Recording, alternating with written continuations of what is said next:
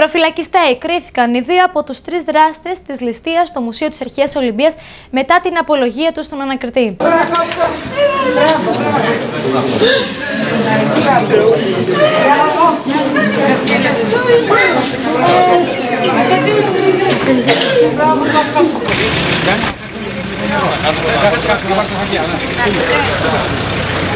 Ελεύθερος αφέθηκε ο 36χρονος Κώστας Μπ, ο οποίος είχε μεταφέρει τον συγκατηγορούμενό του, Μάκη Σ, στην οδό Ζαΐμη, στο ραντεβού με τον αστυνομικό για την αγαροπολισία του δαχτυλιδιού. Ο εντολέας μας αφέθηκε ελεύθερος με περιοριστικούς όρους. Είμαστε πολύ χαρούμενοι γιατί από την αρχή είδαμε ότι η δικαιοσύνη μπορεί να κάνει πραγματικά τη δουλειά της και να αποδώσει τις ευθύνες εκεί που πρέπει και με τον τρόπο τον οποίο πρέπει.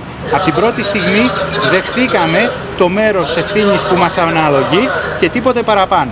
Αυτό προέκυπτε και από τα γεγονότα τα πραγματικά και από το συλλεγέν υλικό της δικογραφίας, αλλά και από όλες τις καταθέσεις. Η μόνη συμμετοχή του πελάτη μας ήταν η μεταφορά ενός εκ των συγκατηγορουμένων να συναντήσει τον κάτοχο του δαχτυλιδιού, ο οποίος εν συνεχεία μετέβη στο ξενοδοχείο με σκοπό την πώληση.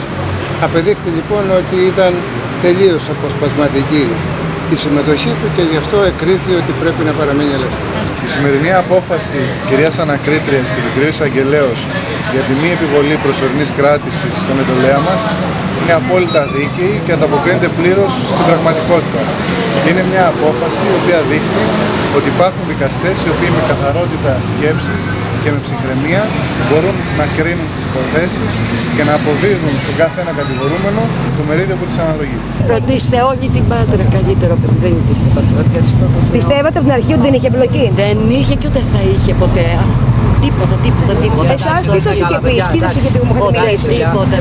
Τίποτα, παιδί μου ήταν το πιο χρόνια της αθώους, καταλαβαίνετε, το 5χρονο παιδάκι δουλεύει και ήταν τη βλακία. Ο Μάκης Σ υποστήριξε πως δεν είχε σχέση με τη ληστεία, πως δεν είχε καν πάει στην Αρχαία Ολυμπία, όμως δεν έπεισε εισαγγελέα και ανακριτή.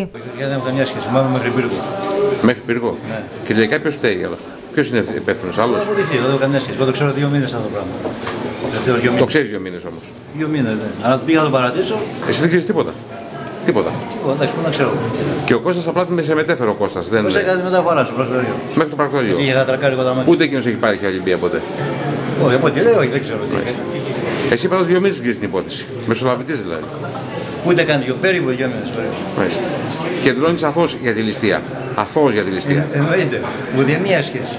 Ο εγκέφαλος της ληστείας, Παναγιώτης Π, μικροπολιτής από την Αθήνα, με απολογητικό υπόμνημα που κατέθεσε, πήρε πάνω του την υπόθεση, αθωώνοντας τους άλλους δύο.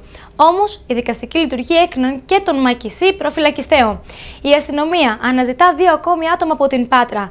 Έναν αλβανικής καταγωγής και έναν 35χρονο πρώην υπάλληλο φαρμακείου. Άνθρωποι οι οποίοι βρισκόταν υπό το κράτος της οικονομικής κρίσεως σε απόγνωση, αντί να κρεμαστούν από την ελιά ή να πηδήσουν από τον όποιον όροφο μιας πολυκατοικίας, όπως κάνουν άλλοι, έκαναν αυτή την ενέργεια.